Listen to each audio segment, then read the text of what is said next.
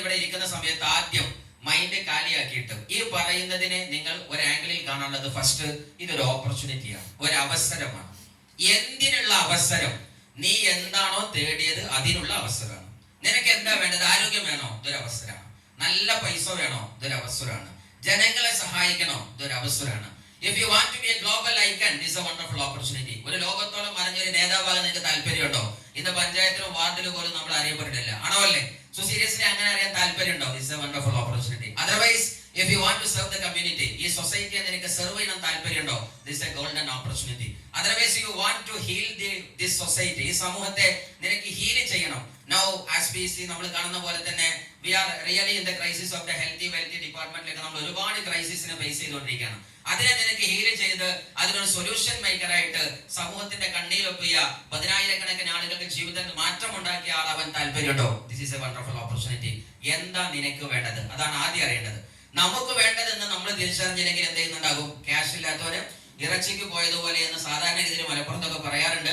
അതുപോലെ നമ്മൾ വെറുതെ എന്ത് ചെയ്യും? വി വിൽ ഡ്രിഫ്റ്റ് അറൗണ്ട് എന്നതാണ് നമ്മളുടെ ലോസ് ആഞ്ചലസിന്റെ മേയർ ആയിരിക്കുന്ന അർണോൾഡ് ഷ്വാസ്നെഗർ ഒരു ഇംഗ്ലീഷ് സ്പീച്ചിൽ അദ്ദേഹം പറയുന്നത്. നമുക്ക് കാര്യം അറിയാതെ വന്നിട്ടുണ്ടെങ്കിൽ വി വിൽ ഡ്രിഫ്റ്റ് അറൗണ്ട്, വെറുതെ കറങ്ങി തിരിച്ചു പോകുന്നുണ്ടാവും. അതുകൊണ്ട് ഈ ഹാളിൽ ഇരിക്കുന്ന ഓരോ ആളുകളും മനസ്സിലാക്കുന്നത്, നിങ്ങളിരിക്കുന്ന കസേരയുടെ വില എന്ന് പറയുന്നത് ഒരിക്കലും ആ കസേരയിലിട്ട പ്രൈസ് ടാഗ് അല്ല. നാളെ ലോകത്തിന്റെ പിക്ചർ മാറ്റാൻ ജന്മം നൽകിയ ഒരു മനുഷ്യനിരിക്കേണ്ട കസേരയിലാണ് നിങ്ങൾ ഇരിക്കുന്നതിനുള്ള ഉത്തമ ബോധ്യം നിങ്ങൾക്കുണ്ടാവും. ഒരു തീരുമാനത്തിന്റെ പുറത്താണ് ഞങ്ങൾ ഈ കയറിയ ഓരോ ലീഡർമാരും. നിങ്ങൾ ആലോചിച്ച് നോക്കുക, ഇതുപോലെ ഒരു മൂലയിൽ കള്ളവരയിൽ ഊന്നിയൊക്കെ ഇത് കേട്ടതാ. എനിക്ക് ഓർമ്മയുണ്ട്, ഞാൻ ആദ്യകാലത്ത് വന്നപ്പോ ചൊവ്വാഴ്ചയായിരുന്നു കാലിക്കറ്റ് GTS എന്ന് പറയുന്നത്. സ്കൂളിൽ നിന്ന് പകുതി ലീവ് എടുത്തിട്ടാണ് നമ്മൾ ചിലപ്പോൾ ചാടുന്നുണ്ടാകുന്നത്. അങ്ങനെ സ്വാഭാവികമായിട്ട് എത്തി വരുമ്പോഴത്തേക്ക് ഹാളൊക്കെ നല്ല ജനനിബിഡമായി നിറഞ്ഞു നിന്നിട്ടുണ്ടാവും. അങ്ങനെ തലയൊക്കെ ഊന്തിങ്ങനെ കേൾക്കും. അപ്പൊ ആ സമയത്ത് സ്വാഭാവികമായിട്ടും ചില ആൾക്കാരൊക്കെ പറയുന്നത് അത് കമ്പനീന്റെ ആൾക്കാർ തന്നെയാണ് അല്ലെ, കോട്ടും സൂട്ടിട്ട് അതിനെ ഉറപ്പിച്ചു അല്ലെ, അത് കമ്പനിയിൽ നിന്നെന്തോ ഇഞ്ഞ പൈസ കൊടുത്തിട്ടുണ്ട്, ഇത് കഴിഞ്ഞിട്ട് എന്തോ അൽഫാം തന്തൂരിന്റെ ആ ഇൻട്രസ്റ്റ് അതൊക്കെ തട്ടുന്നൊക്കെ പറയും, ആണോ അല്ലേ? സോ ആക്ച്വലി ഇങ്ങനെ പല ധാരണയും നമുക്ക് ഉണ്ടാകും.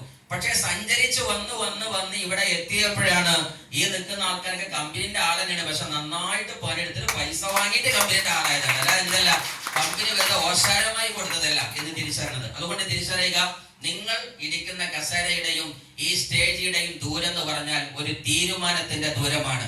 എനിക്കിങ്ങനെ ഇരുന്നാ പോരെ എന്ന് ഇന്നിവിടെ ഇറങ്ങിപ്പോയി എന്റെ പണ്ട് പവർഫുൾ ലീഡേഴ്സ് ആണ് mister Althaf sir and Rafiq sir. നല്ല കൈയടി കൊടുക്കാം. സോ ആക്ച്വലി ഇൻഡസ്ട്രി പറയാൻ വേണ്ടി അവർ വന്ന സമയത്ത് ഞാൻ ഇങ്ങനെ ഇരുന്ന് കേട്ടോണ്ടിരിക്കുന്ന സമയത്ത് ഞാൻ ആദ്യം തന്നെ വലിയ നമ്മൾ ഈ ലീഡേഴ്സും ടീച്ചേഴ്സും ട്രെയിനേഴ്സ് ഒക്കെ ആവുമ്പോൾ എന്ത് ചെയ്യും? വലിയ ചോദ്യം ചോദിക്കും. അപ്പൊ നമ്മൾ എന്ത് ചെയ്യണം? നേരത്തെ ചോദിക്കാണ്, കമ്പനിയുടെ ചെയർമാൻ ആരാണ്? ഇതിന്റെ മാനേജിംഗ് ഡയറക്ടർ ആരാണ്?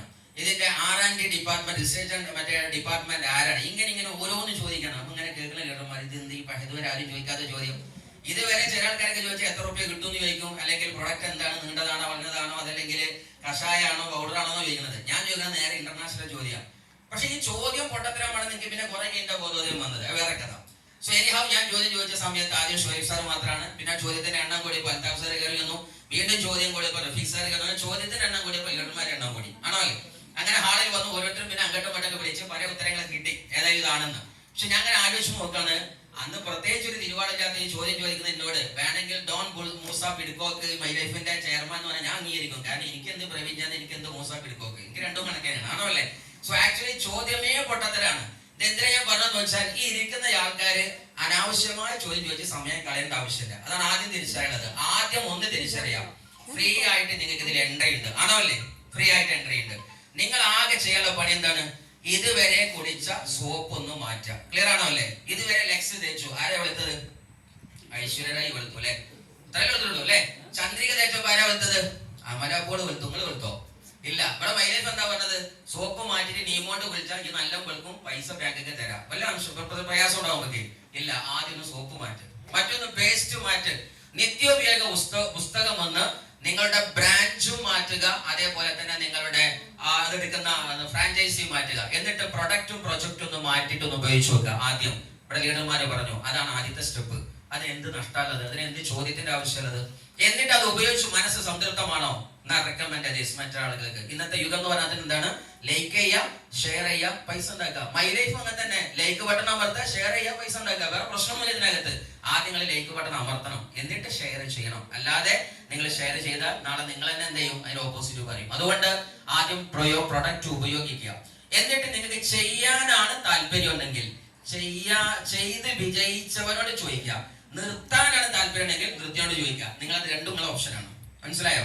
നിങ്ങൾക്ക് രണ്ട് ഓപ്ഷൻ ഉണ്ട്. ഈ ബിസിനസ് ചെയ്ത് വിജയിക്കാനാണ് താല്പര്യമെങ്കിൽ സ്റ്റേജിൽ വന്നിട്ട് ജയിച്ച ആൾക്കാരുടെ പേരും സ്ഥലവും അഡ്രസ്സും കാര്യം പറയെങ്കിൽ അവനോട് ചോദിക്കുക. അതല്ല ഇത് പെട്ടെന്ന് നിർത്താനാണോ, നിർത്താൻ മുട്ടി നിൽക്കുന്ന മനുഷ്യനുണ്ടാവും, നേരെ അവനോട് പോയി രണ്ടാമത് ഒരുമിച്ച് നിർത്താം. അതാണ് എനിക്ക് ചെയ്യാനുള്ളത്. അപ്പോ രണ്ടും നമ്മൾ എടുക്കുന്ന തീരുമാനം. അല്ലാതെ നിങ്ങൾ മനസ്സിലാക്കരുത് ഈ ബിസിനസ്സിൽ അവൻ പറഞ്ഞതാ ശരി, ഇവൻ പറഞ്ഞതാ ശരി, അതൊന്നുമല്ല. ഇതിലെ യഥാർത്ഥ സത്യം, ഇതിലെ വിജയിച്ച ലീഡറും പറയുന്നത് മാത്രമാണ് ശരി. അത് മാത്രമേ നിങ്ങൾ കേൾക്കാൻ ശ്രമിക്കുക. അല്ലാതെ മറ്റുള്ള ആൾക്കാരെ വിവരങ്ങൾ ശേഖരിക്കരുത്.